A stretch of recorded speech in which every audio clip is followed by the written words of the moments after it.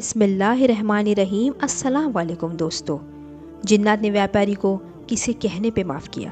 एक व्यापारी थे जो बहुत दौलत के धनी थे और सभी देशों में धन प्राप्त किए थे।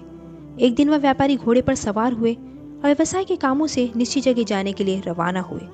गर्मी ज़्यादा थी, इसलिए वह एक पेड़ के नीचे बैठे और नाश्ता किए और कुछ खजूर खाए। खजूर खाने के बाद उनकी गुठलियाँ दूर फेंकी। अचानक वहाँ एक जिन्नात प्रकट हुआ और तलवार लहराते रोते हुए उनके पास आया। जिन्नात ने कहा, उठो, तुमने मेरे बच्चे को मारा है, वैसे मैं तुम्हें मार डालूंगा। व्यापारी ने पूछा, मैंने तुम्हारे बच्चे को कैसे मारा? जिन्नात ने कहा, तुमने जो खजूर के पत्थर फेंके वह मेरे बेटे के छाती पर जाकर लगे और वह तुरंत मर गया। उस पर व्यापारी ने कहा, जान लो ए महान जिन्नात, मैं अल्लाह को मानने वाला हूँ और झूठ बोलना नहीं जानता। मेरे पास घर की संपत्ति है, मेरे बच्चे हैं, बीवी है, मुझे घर जाने दो ताकि मैं सबका हक पूरा कर सकूं। ये सब करके मेरा वादा है मैं तुम्हारे पास लौट आऊंगा, फिर तुम मेरे साथ जो करना है वो करो। जिन्नात ने उन पे भरोसा किया और जाने दिया। व्यापारी घर पर आए, सबका हक पूरा अदा किया और अपनी पत्नी बच्चे को वो पूरा हादसा बताया जो उनके साथ हुआ था। सभी बच्चे, महिलाएं, रिश्तेदार ये सुनकर रोने लगे।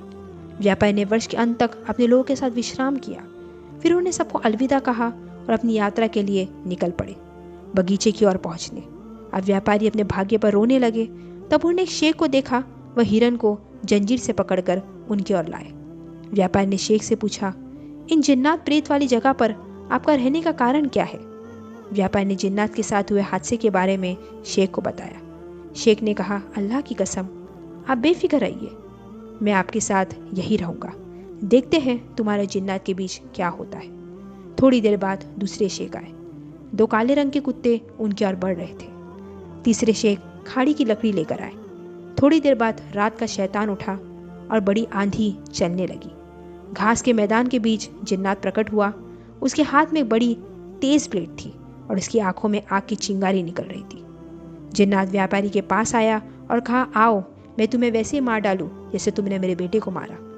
मेरे जीवन की सांस और मेरे दिल की आस थी।